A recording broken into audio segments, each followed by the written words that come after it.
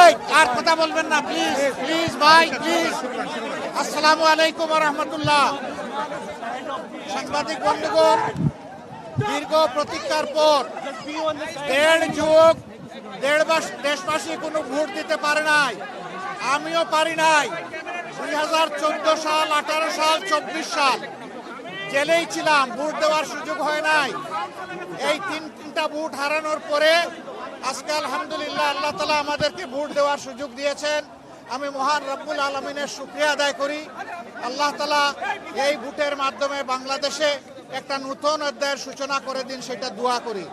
আমি বিশ্বাস করি শুধু আমি না, বিশেষ করে যুব সমাজ যারা জীবনে একটা ভোটও দিতে পারে নাই, আজকের এই ভোটটার জন্য তারা বড় অপেক্ষায় ছিল।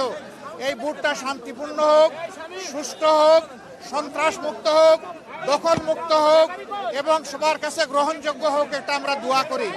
এই ভোটের মাধ্যমে আগামীতে এমন সরকার গঠিত হোক যেই সরকার কোনো ব্যক্তি, পরিবার, দলের হবে না, বরঞ্চ যে সরকার হবে 18 কোটি মানুষের, জনগণের সরকার। আমরা সেই সরকার গঠনের ব্যাপারে আশাবাদী। আপনারা আমাদের জন্য দোয়া করবেন। আজকে এই ভোট দিয়ে আমরা এখান থেকে শুরু করলাম, পরবর্তী পর্যায়ে অন্যান্য কেন্দ্রেও যাব, একটু দেখব। আমি আপনাদের সকলের সহযোগিতা চাই। দেশ আমাদের সকলের, এই দেশটা গড়তে হবে সকলে মিলে, হাতে হাত মিলিয়ে। মিডিয়া একটা গুরুত্বপূর্ণ ভূমিকায় থাকে, এটা জানেন যে মিডিয়া সমাজের চতুর্থ স্তম্ভ। এই চতুর্থ স্তম্ভকে আমরা দেশ গড়ার কাজে আমাদের পাশে চাই। আপনারা আশা করি আমাদের জন্য দোয়া করবেন।